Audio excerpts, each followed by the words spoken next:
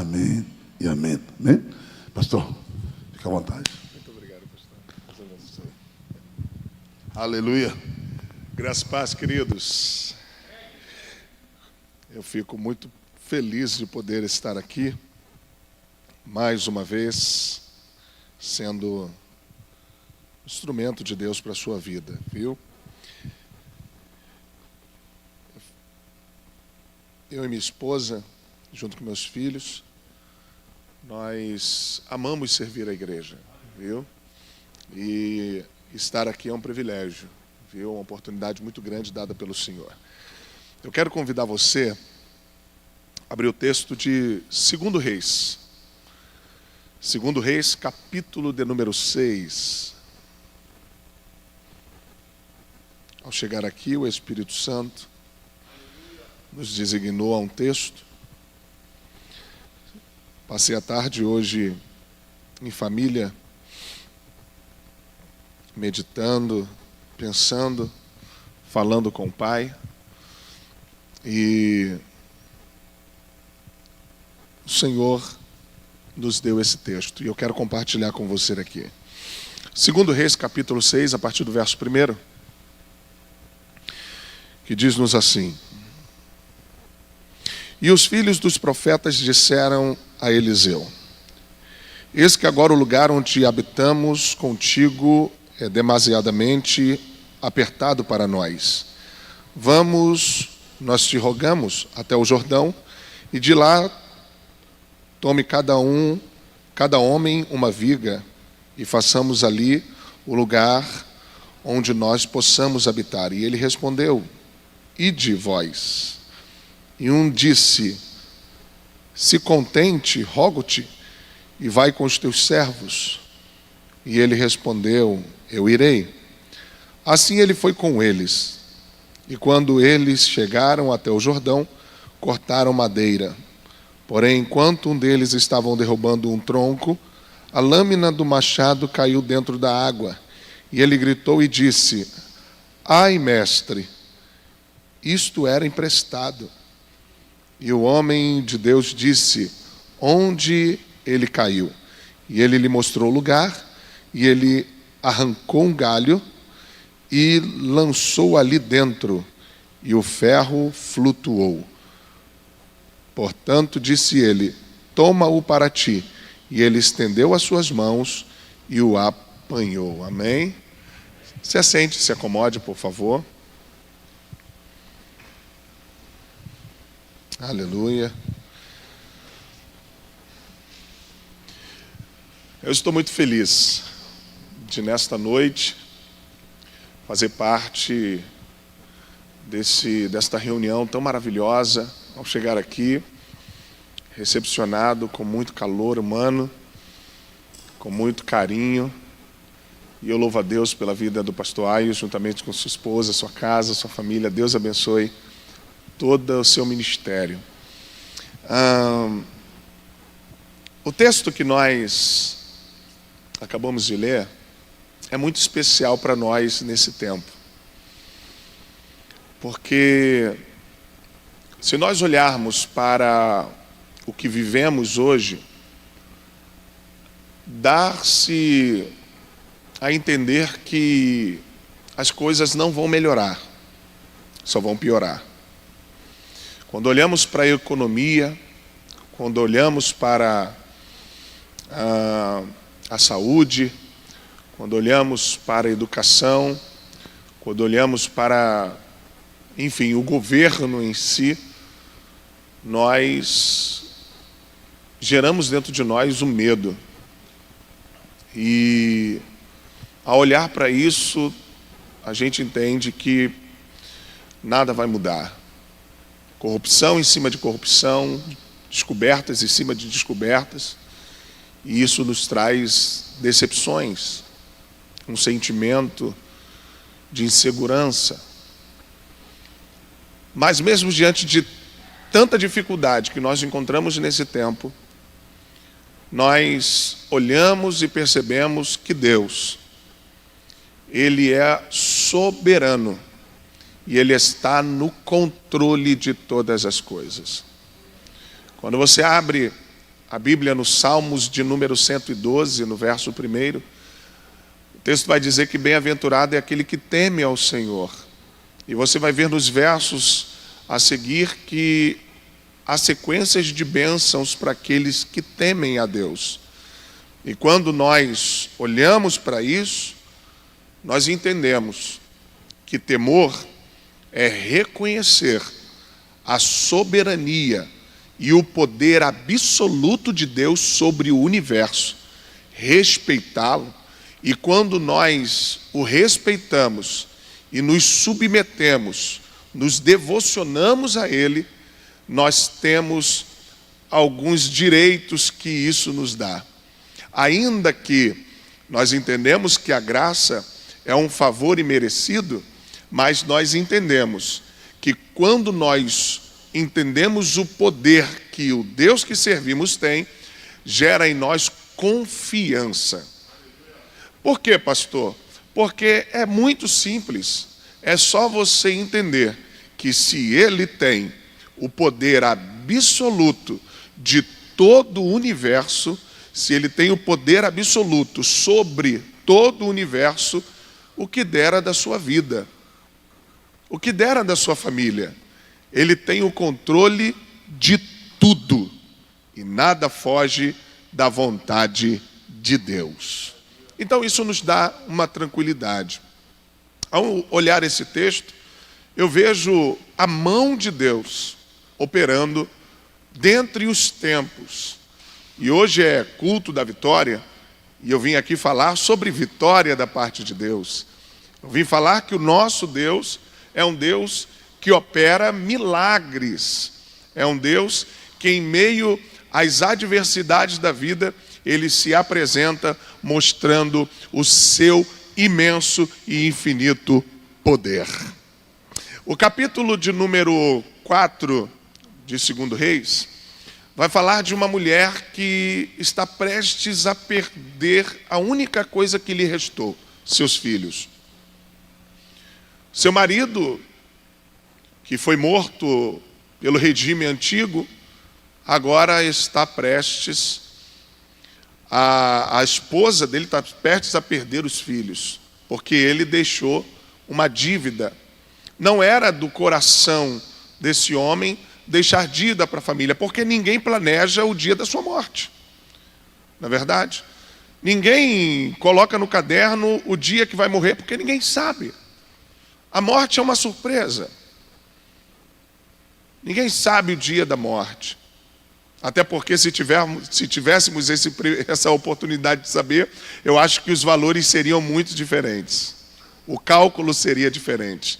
Nós amaríamos mais. Nós perdoaríamos mais. Nós abraçaríamos mais. Nos importávamos mais. E existe uma coisa que eu aprendi ao longo dos anos e ouvi muito a minha avó falar. Quando a gente fazia muita bagunça, quando era pequena, a avó virava e dizia: você só vai dar valor quando perder. Isso é uma grande verdade, porque a perda, ela gera em nós um sentimento de análise. Quando a gente perde, a gente começa a analisar, e essa análise faz a gente entender que aquilo que perdemos tinha muito mais valor do que a gente pensava que tinha. Então, essa mulher está prestes a perder. E o medo gerado dentro dela é um medo comum.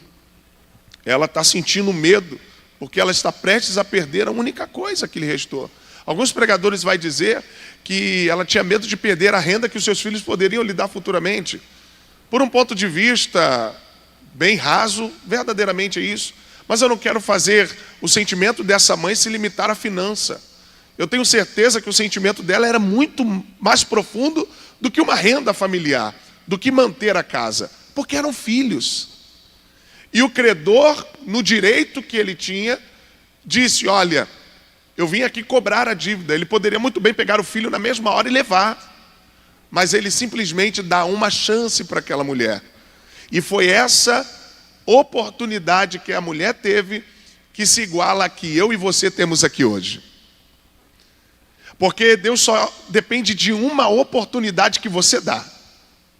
Uma coisa eu aprendi, que Deus não invade a vida de ninguém. Eu ouvi aqui nesse púlpito a irmã que antecedeu o pastor falar que ele está à porta e bate. Nós temos a chave dessa porta. Mas a única chave que a gente não tem, não nasce com ela, é a porta do céu.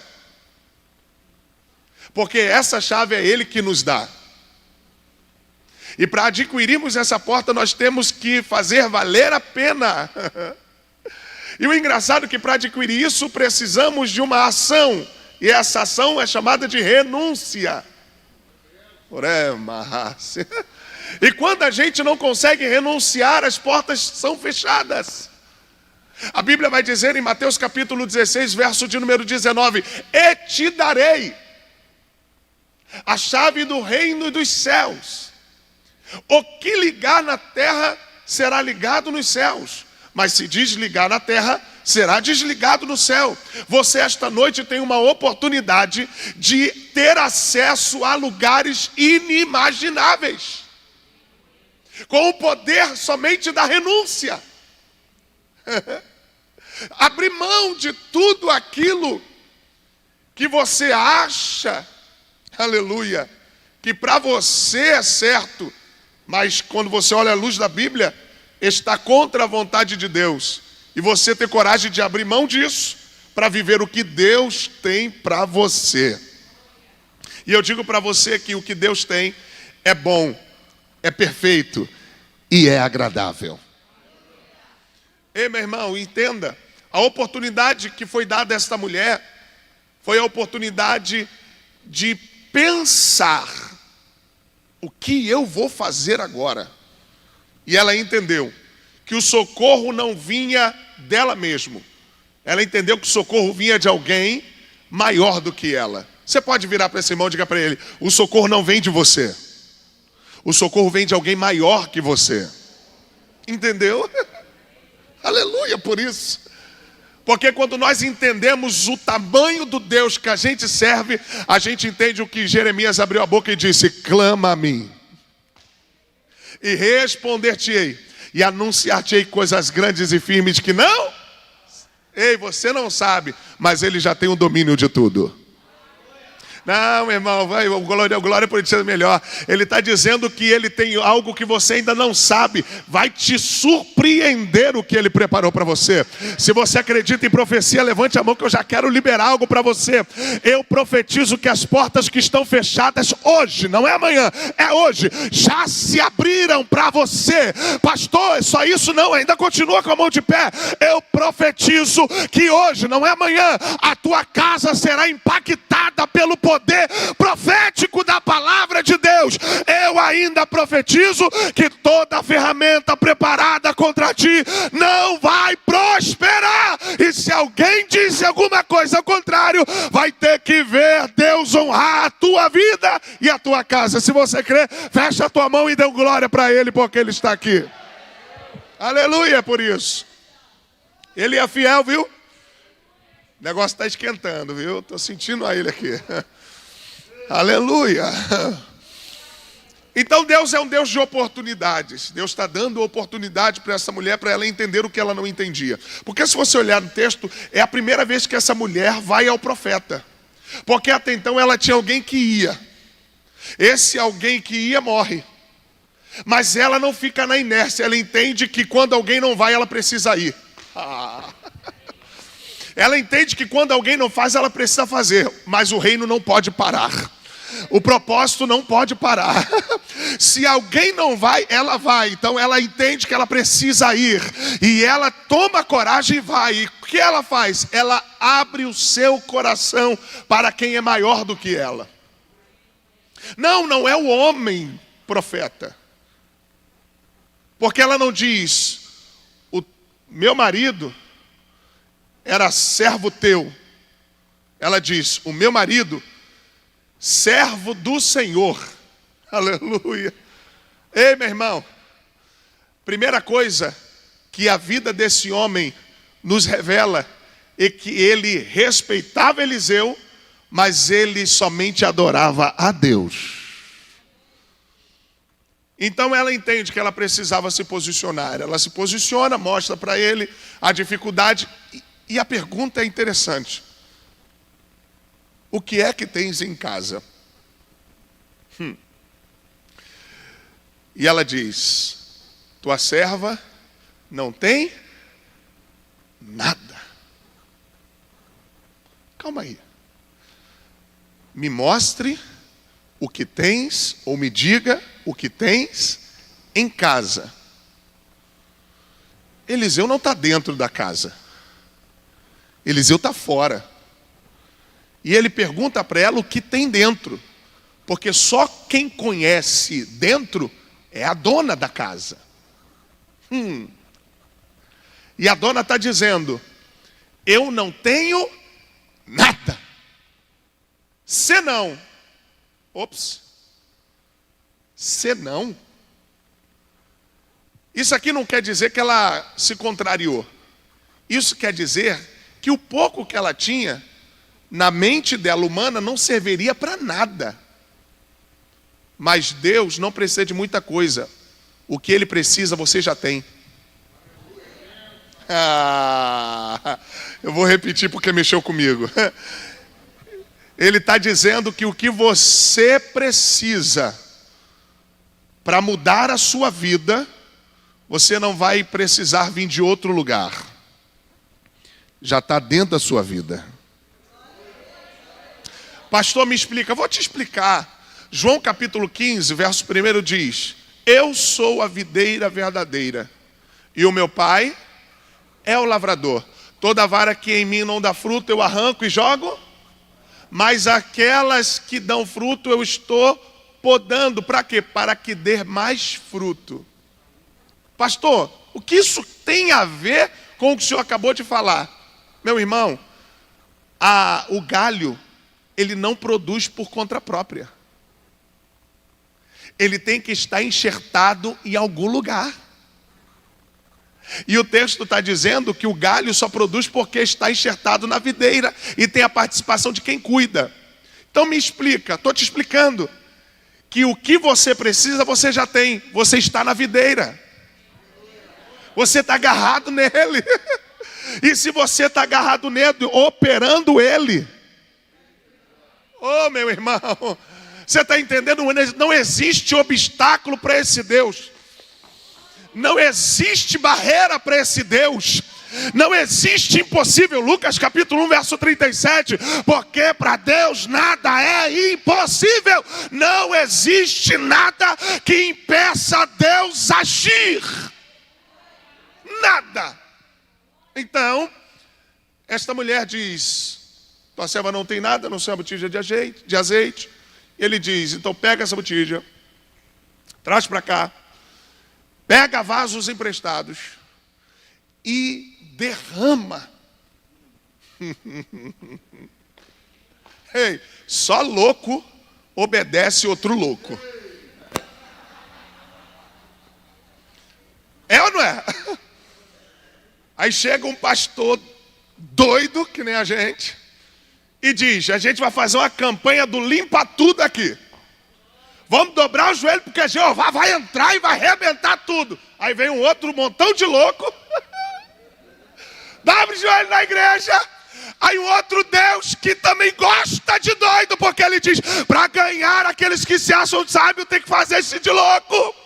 Ele diz, então dobra o joelho, que eu vou abrir as comportas do céu. Urai, e vou derramar uma bênção tal, uma boa medida, sacudida, recalcada e transportante.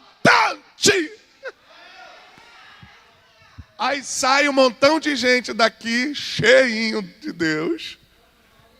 Aí chega lá na sua luta, cheia de Deus, e diz assim, luta, trouxe alguém para você conhecer? O Deus que me encheu. E você vê a mudança de Deus na sua vida. Ela encheu, o milagre aconteceu. Mas não parou por ali. Ele acaba de ser um instrumento de Deus.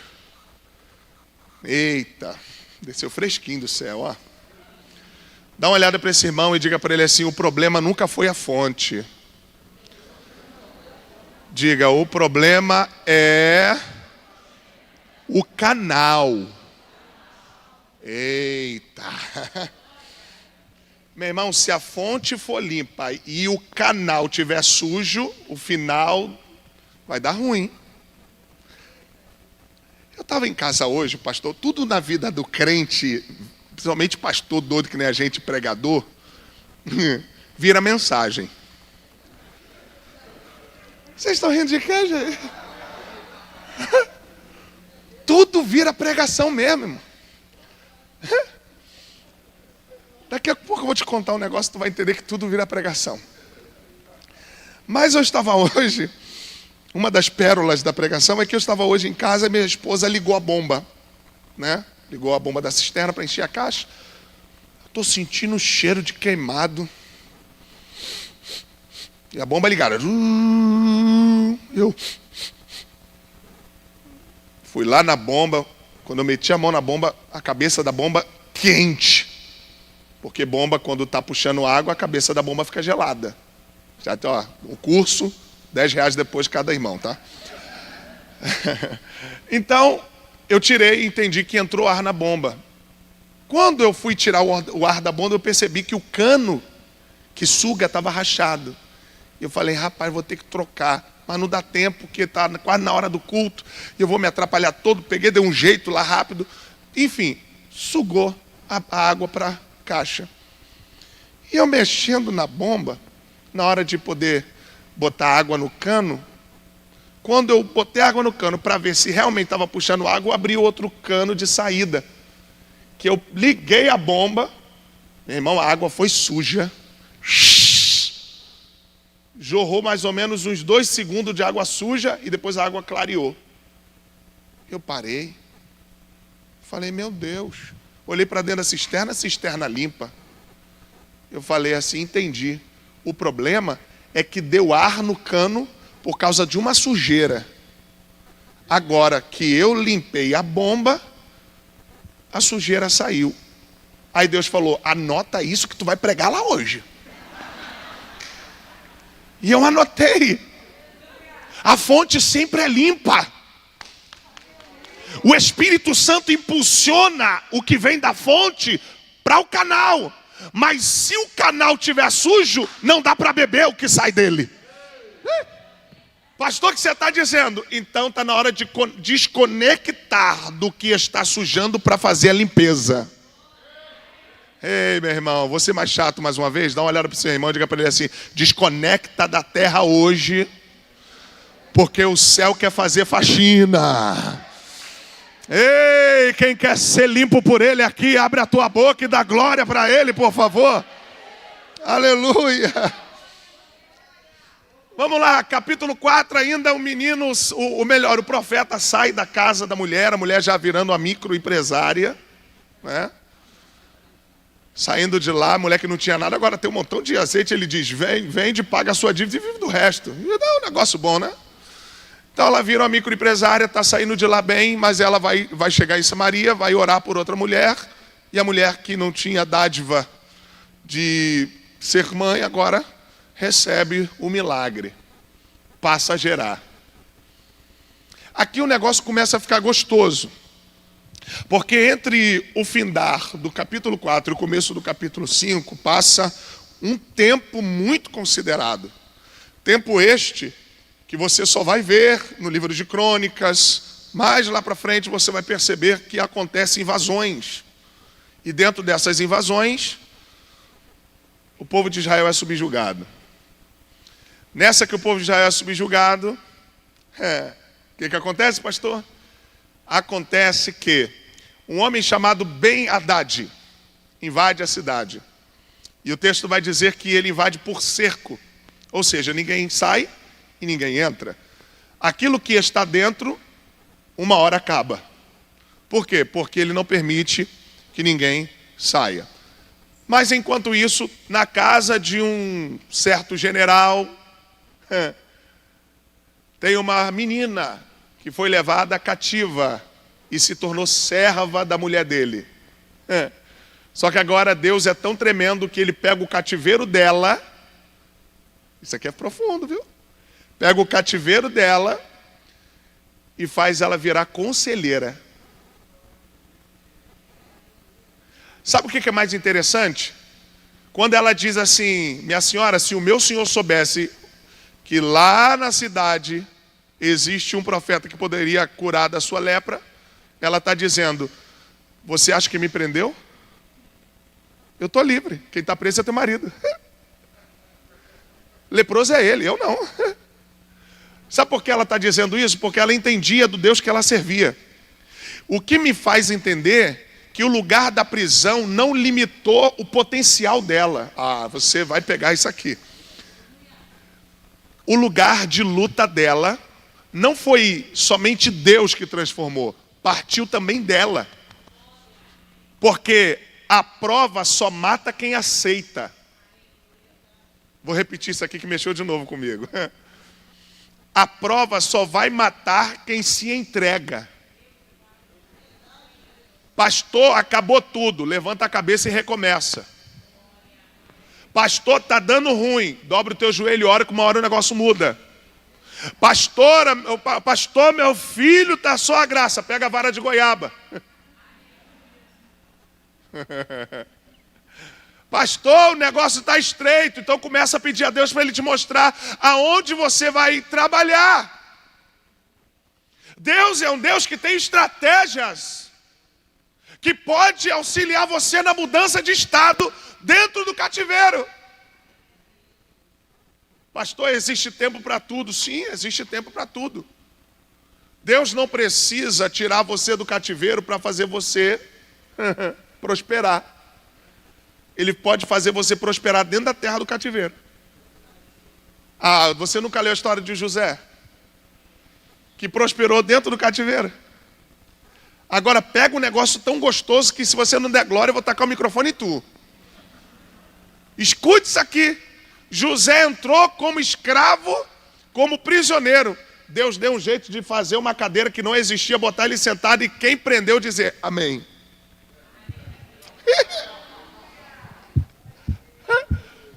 Pastor, o que você está dizendo? Eu estou dizendo, irmão, que não tem nenhuma palavra que possa amaldiçoar a vida de quem Deus já abençoou. Ah, pega isso, meu irmão. Eu estou sentindo Deus confirmando isso aqui. Porque tem família que estava debaixo de palavra de maldição, mas o Senhor está quebrando isso hoje. Oré, Mahaia. Deus está quebrando. Pastor, existe. Tem gente que acha que olho grande não pega, a palavra contrária não pega. O quê? Não pega? Não pega? Dá crédito para tu ver se não pega. Inveja não pega? Pega, irmão. Aprenda uma coisa, nós vivemos no mundo físico, mas existe um mundo espiritual que está se movimentando a toda hora. E toda palavra lançada no mundo espiritual, meu irmão, se não tiver cuidado, o negócio dá ruim. Viu? Uma certa vez estava Balaão, doido para ganhar um dinheiro. Aí alguém diz, vou te pagar um dinheiro para você profetizar contra a tua nação. Contra a minha, contra a sua. Como que eu faço para derrubar? Só profeta, palavra de profeta consegue derrubar. Você pode tentar tudo contra essa cidade, contra essa nação. Não vai conseguir invadir. Por quê? Porque tem um Deus lá. E aí? E aí que só vai conseguir fazer alguma coisa se você abrir a boca e profetizar. Mas tem que ser um profeta. E ele, me dá o cartãozinho do profeta. Eis-me aqui. E ele diz, vou te dar tanto para tu profetizar. E ele simplesmente pega aquilo. Vai abrir a boca para profetizar. Irmão, quando ele abre, se prepara agora, hein? Você vai ver o que vai acontecer, hein? Quando ele abre a boca para profetizar contra a nação, Deus muda a língua dele. Em vez de ele profetizar contra, ele profetiza a favor. Ele diz, contra Jacó não há encantamento.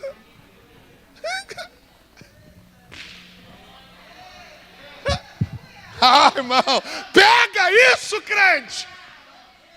Pastor, o que você está dizendo? Meu irmão, eu estou dizendo que se pode dormir no cemitério, pode dormir na esquina, pode ir para Mata Virgem, pode ir para Cachoeira, pode ir para onde quiser, pode ir para Magia Negra, pode ir para onde quiser. Sabe o que é que Deus está mandando te dizer? Nada vai tocar na tua casa. Salmo de número 91, verso 10. Nem o mal sucederá, nem praga alguma chegará à tua tenda. Que mais? Moisés manda passar sangue na porta. Por quê? Porque ninguém invade a casa e leva a morte para lá. Porque ele está lá, meu irmão, na tua casa.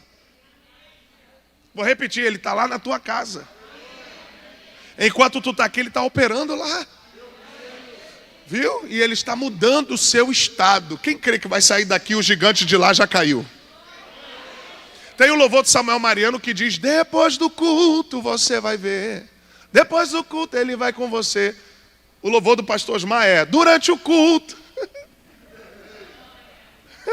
Porque Deus não precisa terminar culto para fazer milagre. Pastor, me dá uma prova disso. Vou te dar Atos capítulo de número 20. Lá estava Paulo pregando.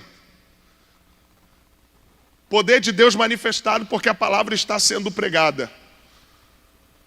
Um menino sobe no meio do culto, senta na janela, dorme, cai de lá de cima do terceiro andar. No final do culto não, porque Paulo não acabou o culto. Paulo disse: só um minuto. Desceu as escadas, deitou sobre ele, orou por ele. Quis aplauso? Não, voltou. Por quê? Porque ele tinha que terminar o culto e partir pão. Porque milagre acontece durante o culto. É durante o culto que teu filho é liberto. É durante o culto que a porta fechada se abre. É durante o culto que um câncer é expelido. É durante o culto, é durante o culto que aquela algema infernal é quebrada. E a aliança que foi feita lá atrás é quebrada. E o nome do Senhor é glorificado hoje na tua vida. Durante o culto. Não precisa o culto terminar. E se tu crê nisso, meu irmão, já se prepara para depois do culto você receber só a notícia. Ah, isso mexeu comigo, vou repetir. Quando o culto acabar, não vai começar milagre, vai vir só a notícia. Já aconteceu. Porque esse culto é o culto da vitória, não é o culto da espera da vitória. Você está entendendo? A vitória já está na tua mão. Aleluia! Aí vai a menina, e você conhece a história, né, irmãos? Aí a gente parece que volta a mensagem toda. Que a gente só recebe milagre e a chave da porta do céu mediante a renúncia, né? Porque o camarada teve que renunciar à sua vontade, largar a soberba e dizer: tem que mergulhar mesmo. E mergulhou 7 vezes e o negócio aconteceu. Ficou limpinho da lepra. E o nome do Senhor foi glorificado sobre a vida dele. Só que entenda, o capítulo 5 termina com o moço do profeta leproso. Por quê? Não mexa onde não é para mexer. Vou repetir porque mexeu com o pastor aqui. Não mexa aonde Deus não mandou você mexer. Deixa eu falar uma coisa aqui que eu, pastor Osmar, dirigente da Assembleia de Deus, Ministério de Mantiqueira, Congregação Getsemane, aprendi nesses 10 anos dirigindo uma igreja. Não pegue vento que não é teu. O maior problema nosso é que a gente é caridoso demais. Ei, você pode orar por todo mundo, deve, a Bíblia diz que você deve orar pelo seu irmão. Parece que é imperativo, Deus manda a gente orar. Só que orar é uma coisa, se meter na vida dele é outra. Meu irmão, é por isso que Jesus disse assim, ó: o que a mão direita faz, a esquerda não precisa saber. Sabe o que ele está dizendo? Vai lá, faz e mete pé. Tem gente que vai lá, faz e ainda quer sentar para... Tem gente que é tão sem noção que leva o pó de café, senta e espera o café ser feito.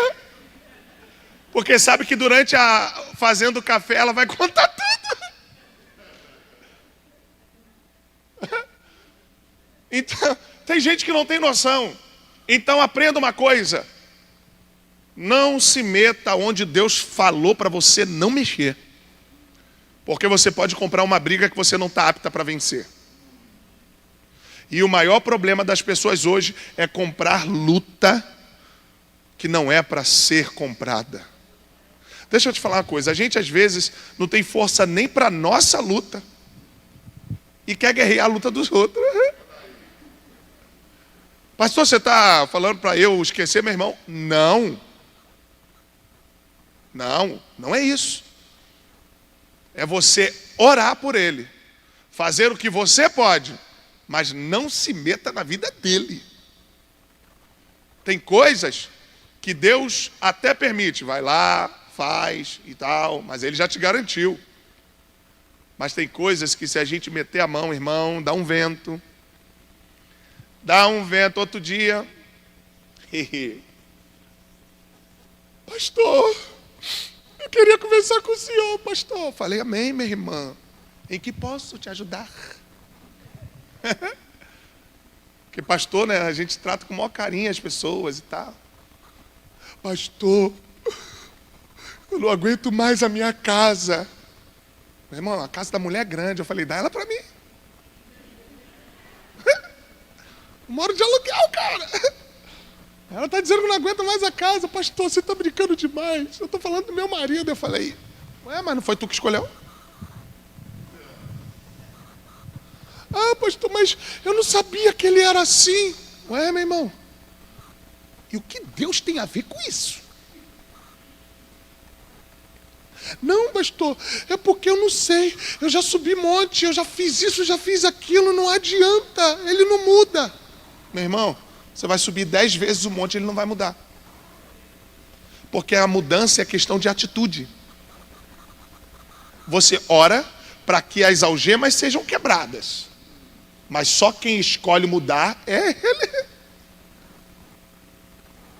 Aprenda uma coisa. Deus não força ninguém a fazer o que a pessoa não quer fazer. Tá bom, pastor. Então eu só tenho que orar. Ora a Deus, meu irmão. Faça o seu papel. Seu marido chega do trabalho, trata bem. Não excita ele, a ira dele. Espera, meu irmão. Vai orando a Deus. Vai fazendo sua parte, glorificando. Seja sábia. Amém, pastor. Uma semana depois, quem me chama para conversar? O marido. Eu falei, pronto. Ela veio pedindo, chorando. Ele veio, pastor, eu quero falar contigo. Eu falei, pronto, deu ruim. Fala, varão. O senhor falou o que para minha mulher? Eu falei, ih. Não, eu falei para ela fazer o papel dela. Ué, pastor, porque ela chegou em casa, botou a mão na minha cabeça e disse, sai, capeta!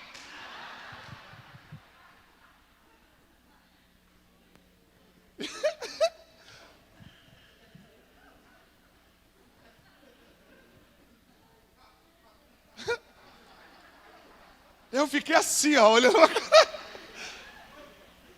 E simplesmente ele disse para mim, e ela disse que o senhor que mandou fazer isso. Falei, e eu? É, pastor, porque ela disse que o senhor mandou ela se posicionar. Eu falei, mas não era isso.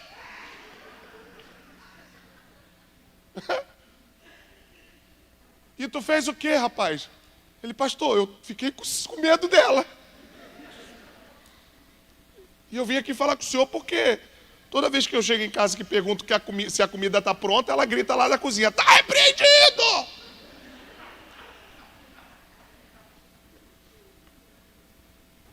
Eu arranjei um problema, irmão. Por me meter aonde eu não fui chamado. Tem lugares que Deus não quer que você vá. E você tem que ter maturidade para entender que tem lugar que você não é mais bem-vindo.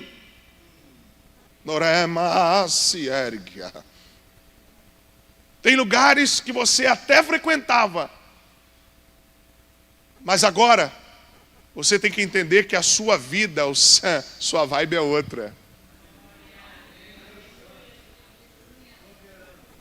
Porque tem gente que quer viver uma vida de vitória, uma vida de bênção, mas continua com os mesmos costumes. Paulo vai dizer que precisa haver uma transformação de entendimento. Se você não mudar o seu pensamento, meu irmão, as suas escolhas amanhã serão sempre as mesmas. E aprenda uma coisa: mudança de pensamento traz transformações de estado. Vou repetir porque mexeu na minha alma isso aqui. Quem muda o seu pensamento, muda estado. Você está entendendo? Porque tem gente que vivia a vida toda dizendo, eu não vou conseguir, eu não vou conseguir. Aí diz, não, eu vou conseguir porque eu tenho um Deus que posso. Você muda o seu estado. E nós vamos entrar aqui para finalizar o texto de uma pessoa que precisou mudar a dinâmica de vida. Que isso, pastor? Sim, está lá no texto. A ideia é de crescimento. A ideia é de expansão. Por quê? Porque eu entendo que o lugar em que eu habito tem espaço para crescer, mas não tem pessoas com pensamentos grandes. Tem lugar e espaço para crescer, mas quem habita dentro, o pensamento é pequeno, estou acomodado com o espaço que tenho. Quando eu mudo o meu pensamento, eu consigo olhar de uma forma diferente o lugar que eu estou.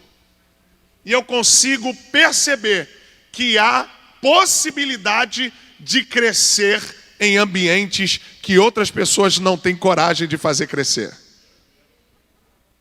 Então, aqui também me aponta que se eu conseguir entender que o lugar pode crescer, é porque eu amadureci com aquilo que me ensinaram. O ensino que a mim foi dado foi tão poderoso que fez eu ver o que não via, enxergar o que não enxergava e entender o que não entendia. Por quê? Porque enquanto ninguém me ensinou, eu não sabia trabalhar com machado. Mas depois que me ensinaram, eu tive ideias de crescimento e disse, vamos até o Jordão. Por quê? Porque eu tenho a ferramenta para fazer crescer. Isso tudo quando a gente muda de pensamento e amadurece com aquilo que é ensinado. O maior problema hoje é que as pessoas vêm para o culto, mas não prestam culto. Porque culto tem suas características. A Bíblia vai dizer que o culto, primeiro, ele é racional. Aí tem alguns itens para o culto. Primeiro, sacrifício. O sacrifício tem que ser santo, tem que ser vivo. Pastor, mas está faltando aí agradável, isso não compete a mim. Isso compete a quem recebe. Então, primeiro, o que compete a mim é eu entregar o sacrifício. Qual é o sacrifício? Meu corpo. Me entregar por inteiro. Abre aspas. Entregar-se por inteiro implica naquele requisito que a irmã falou. Perdonare, no latim. Pastor, o que significa perdonare? Perdão. Porque não tem como prestar culto com ódio. Não tem como prestar culto com amargura. Não tem como prestar culto com rancor. A palavra perdonare, se você for fazer uma divisão, uma fragmentação dessa palavra, se divide em duas. Per, que significa por inteiro, e donare, que significa doar. Logo você encontra a tradução doar-se por inteiro. Perdoar é você liberar o prisioneiro e no final descobrir que você era ele. Perdoar é você entender que aquele que necessita do perdão que você vai liberar tem menos pecado que você.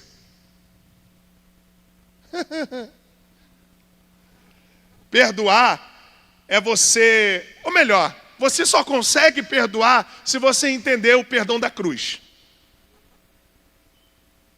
Porque se você não entender o perdão da cruz, você nunca vai conseguir perdoar alguém. Perdão não é um sentimento.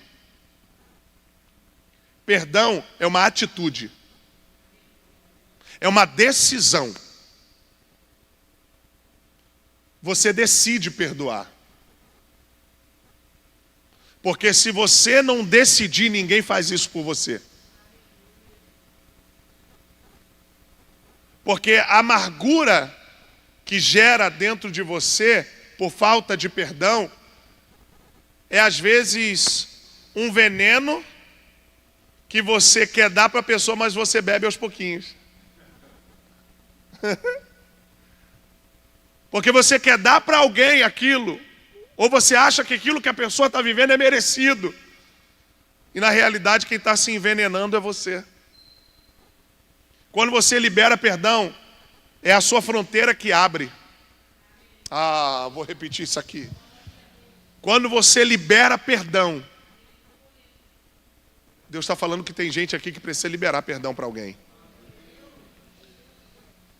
Ei, meu irmão, minha irmã, eu não sei o que te fizeram. Eu não sei o que você... Tá bom, Jesus. Eu vou contar. Quando eu era menor,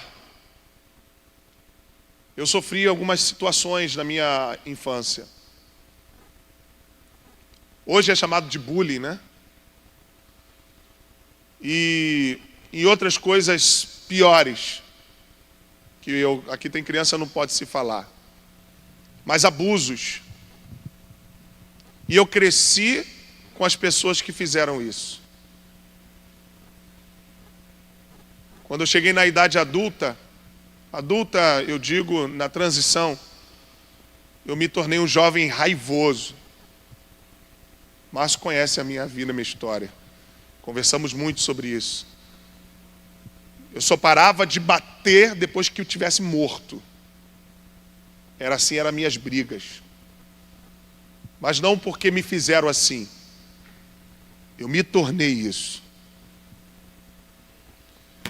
E um dia alguém virou para mim e disse: você não vai passar dos 20 anos se continuar assim. Ou alguém te mata ou tu infarta. E eu falei, por quê? E ele, porque você não libera perdão. Como eu vou perdoar quem me machucou? Como conviver com quem te feriu? Agora entenda. A atitude é sua. A escolha, a decisão de perdoar é sua. Mas quem cura é o Espírito Santo. E quando eu entendi que eu precisava liberar perdão, e liberei perdão, eu fui sarado da minha enfermidade. Hoje, eu vivo uma outra vida.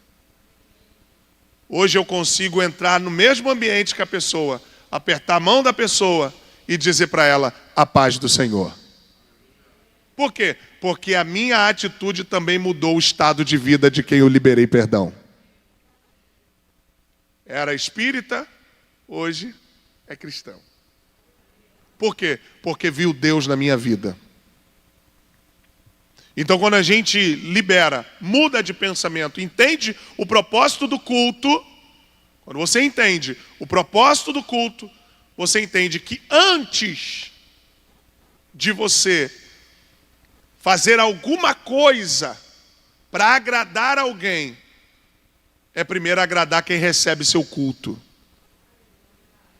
Então, o texto de Romanos vai dizer que o corpo como sacrifício vivo, santo, compete a mim e você.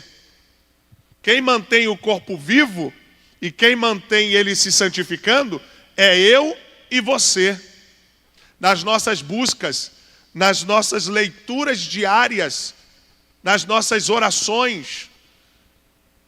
É aí que mantém o corpo santo e vivo. Pastor, e agradável? Só Deus pode dizer o valor do teu culto quando Ele receber. Você hoje veio trazer o seu culto e está apresentando no altar. Deus está recebendo nesta noite o seu culto. Só Ele pode dizer se seu culto foi agradável ou não. Ninguém tem o poder de dizer que você cultuou mal. Isso aqui é forte, né? Porque ainda tem alguns crentes que dentro da igreja ficam olhando para a gente adora a Deus. Aí tem uns que ficam assim. Não sei para que isso. Levanta a mão, glorifica, salta, pula, roda. Minha mãe ficou maravilhada com essa igreja. Da outra vez que veio aqui. Minha mãe falou assim, eu nunca vi um pastor que pula tanto. Eu falei, não, é porque a senhora está velha mesmo. Brincadeira. E ela gostou porque ela falou, nossa, que povo animado. Povo que adora mesmo. Eu falei, é, mãe. E a senhora ficou reparando em vez de também pular? Ela é porque me prendeu. Falei, pai, se fofoqueira, mulher. Oxe.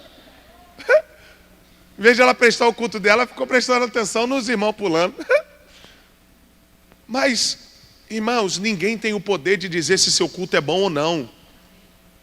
Mas você pode trazer o seu culto perfeito para Deus. Você pode apresentar o melhor para Deus. Esse teve uma visão diferente. Ele entendeu que o lugar merecia uma melhoria. E ele disse, nós temos capacidade de mudar isso aqui que vivemos. Isso aqui é profético, né, irmão? Você tem capacidade de mudar o seu estado. Você já experimentou profetizar sobre sua própria vida? Experimentou sobre... Porque a gente profetiza sobre a vida de muita gente. Bota a mão na cabeça assim, bota. Bota a mão na cabeça assim. Isso. Diga assim, em nome de Jesus, a minha vida vai mudar a partir de hoje. Eu profetizo portas abertas sobre a minha vida. Eu profetizo libertação de pensamentos. Eu profetizo cura interior. Diga, eu profetizo. Não, diga, eu profetizo que eu vou ser melhor do que hoje. Diga, eu profetizo que eu vou ser um instrumento ativo na mão de Deus. Se você crê nisso, toma posse disso hoje, meu irmão. Você tem que profetizar sobre você, sobre o lugar em que você está. E ele vai dizer, vamos até o Jordão. Primeiro, o que ele aprendeu foi tão poderoso que mudou a concepção dele de individual para coletivo. Ele entendeu que ninguém cresce sozinho. Ele não disse, eu vou. Ele disse, vamos. Até o Jordão, aquilo que eu aprendi me deu direção, sentido de vida. A palavra de Deus é tão poderosa que Hebreus vai dizer no capítulo 4, verso 12, que ela é viva e eficaz. E ela traz discernimento. É impossível alguém entrar aqui neste culto e sair da mesma forma. Não, se der ouvido a esta palavra, ô meu irmão, vai sair diferente. Será como árvores plantadas junto a ribeiros de águas, que dará os seus frutos na estação própria. Aleluia! E as folhas não vão cair. Aleluia por isso. Mas o interessante, e eu fecho aqui, o interessante aqui, é que ele entendeu que não poderia fazer nada sozinho e principalmente, ele precisava da presença do líder. Alguém tem que liderar. Nós estamos com uma campanha na nossa igreja e o tema da campanha da nossa igreja é alguém tem que orar. Porque se ninguém se posicionar para orar dentro da nossa casa, dá ruim. Alguém tem que orar. A gente, às vezes, espera muito do outro, mas quem identifica o problema, às vezes, primeiro somos nós. Eu aprendi que a primeira pessoa a ver o problema é a primeira que resolve. Então eu entendo que se você está entendendo que a batalha da tua vida não é física, então ora você. É você que tem que comprar essa briga. Agora se prepara. Porque quando você se posicionar para lutar na guerra, você se torna alvo. Eita, como o inimigo vai lutar contra você. Como o diabo vai se levantar. Aí, lembra que eu disse para você que tudo vira pregação? Segura isso aqui. Fomos na casa de uma pessoa para evangelizar. A pessoa não estava indo para a igreja, tinha um tempo. E eu falei assim, vamos lá visitar, né? E eu tenho uma filha aqui, a mais velha ali, a bonitinha, linda, Jennifer, que ela morre de medo de cachorro. Se um pinche latir lá, ela corre. De tanto medo que ela tem de cachorro. Mas, enfim, entrei no quintal, a casa no final do quintal, o terreno gigantesco. Irmão, quando a gente entra no terreno grande, o que a gente espera? Cachorro, né? Eu entrei, terreno lisinho, tinha ninguém, nenhum cachorrinho. E de repente, fui andando, entrando. Ninguém atendeu. Fui lá na varanda. Ô Glória! Que crente chega assim, né, irmão? Quando não atende, ô Glória! Aleluia! Aí o crente já reconhece a voz do pastor. Ô pastor, dá a volta aí, vem aqui por trás. Aí tem um corredorzinho do lado da casa, né? Aí vai entrar no corredorzinho. O corredor só tem uma entrada e uma saída, irmão, não tem para onde correr. Eu não sei porque botaram o nome de corredor.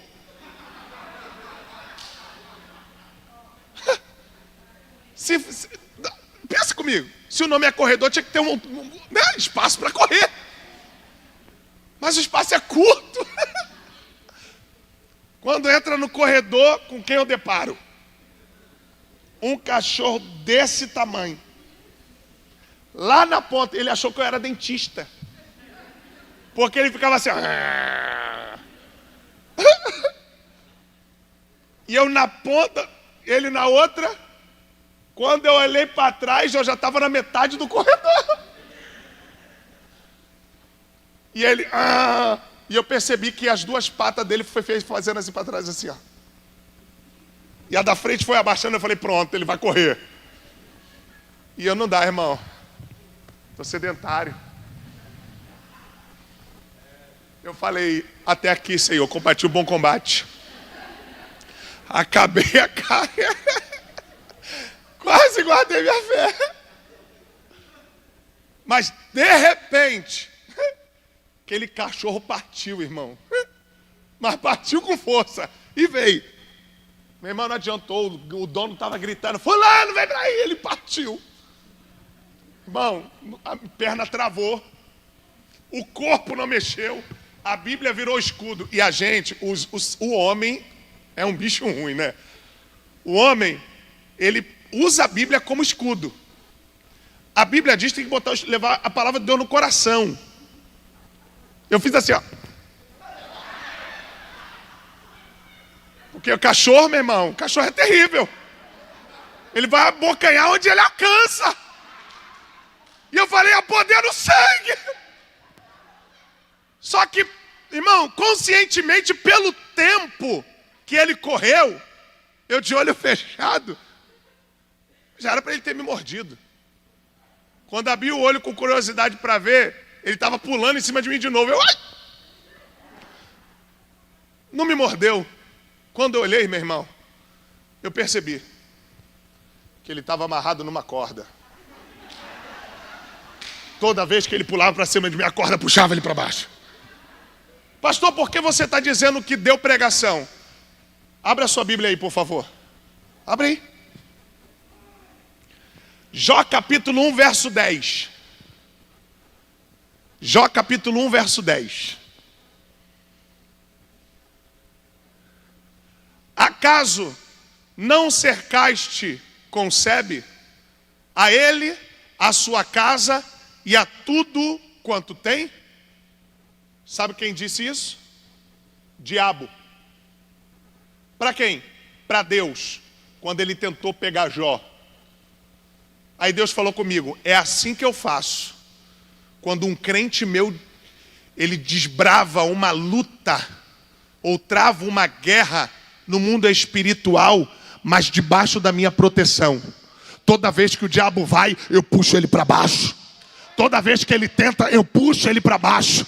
Toda vez que ele vai pegar a casa, eu puxo ele para baixo. Sabe o que Deus está dizendo? Que Ele está guardando você. O verso 11 de Salmo 91 diz que Ele campa ao teu redor anjos, envia anjos para te guardar.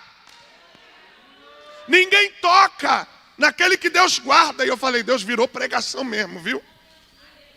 Porque toda vez que o diabo tenta contra a nossa vida, perceba, Deus prepara os seus anjos.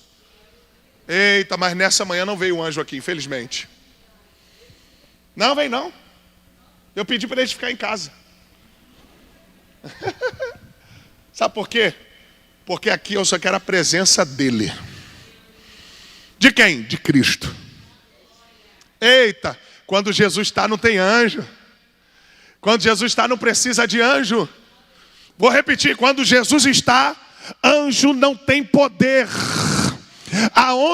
Eu profetizo nesta noite, que Jesus vai entrar na tua casa.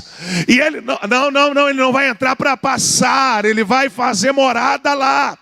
E a Bíblia diz que aquele que habita no esconderijo do Altíssimo, a sombra do Onipotente descansa. Uricamandarava cheia. Deus está guardando a tua casa e o diabo não pode tocar. Não pode. Sabe por quê? Porque tem uma grande obra para você fazer. Tem uma grande obra na tua casa para ser feita. Ah, pastor, mas perdi o machado. Porque eu estava tentando levar no peito, na garra. Perdi o machado. Eu tenho uma solução para você aqui e uma revelação. Eu vou primeiro pela revelação. A revelação é o seguinte. Quando o ferro do martelo, geralmente quando a gente está usando, pregando algum prego, ele sai, o defeito não é do ferro. O defeito é da madeira. Então, vendo dessa forma, quando você olha para dentro do texto, você percebe que não foi a madeira que caiu, porque a madeira ficou na mão dele. O que caiu foi o ferro do machado. O que faz buraco de ferro de machado alargar é fogo. O ambiente que ele está não é de fogo, é de água. A água não alarga ferro. Pastor, então me explica. Então, às vezes, no processo, por falta de manutenção, o ferro cai para revelar que a madeira é antiga. Tem gente querendo fazer obra nova com madeira antiga. Joga fora, gente. Não está prestando mais. Joga fora. Tem atitudes velhas que não vão fazer novas coisas. Você precisa jogar fora. Por que eu falei que o líder tem que ir? Porque só ele pode trazer para você algo novo. Foi cantado aqui. Pastor, o que eu preciso fazer? Olha o que o texto vai dizer. O texto diz que o ferro caiu. Ele gritou, ai meu senhor, ou ai mestre, para o líder. Era emprestado. Aí ele diz, onde caiu? Você não vê o líder apontando a queda. Porque o líder não tem que saber, ou melhor, acusar a queda. Ele tem que solucionar a queda para que ele se levante. Então, ele olha a queda e diz: onde caiu? Quem perdeu o machado foi lá e apontou: foi aqui. Eu caí aqui. Aleluia. Ele virou para o líder e disse: eu caí aqui. A pergunta é: aonde você parou? Jesus está aqui perguntando para você: aonde você parou? Não, pastor, estou vindo para o culto toda semana. Não. Vim para o culto, beleza. E desde quando você parou de prestar culto?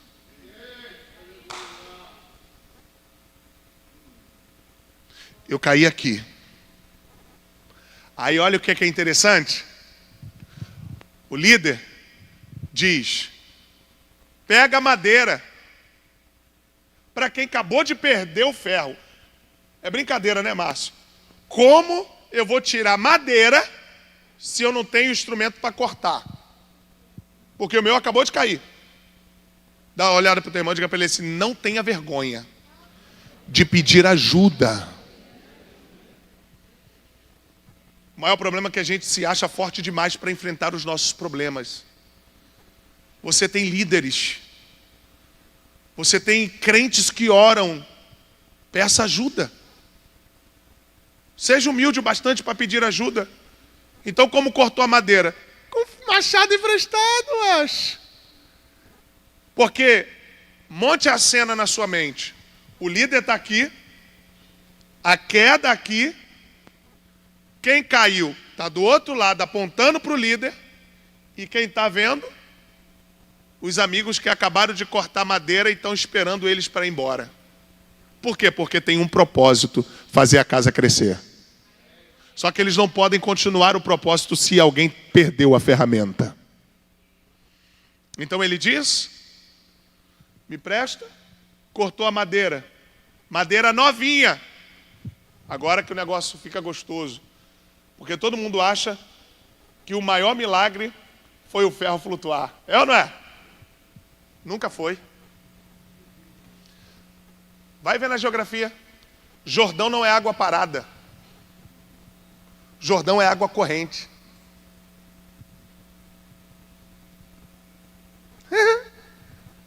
O ferro afunda. E a madeira? Água corrente? O que o líder mandou fazer? Joga. Se a água é corrente, o que a madeira ia fazer? Só que quando é na ordem de um líder, há um peso no mundo espiritual diferente. O líder disse: joga. Jogou? Joguei. A madeira ficou parada. Mas o rio ficou passando.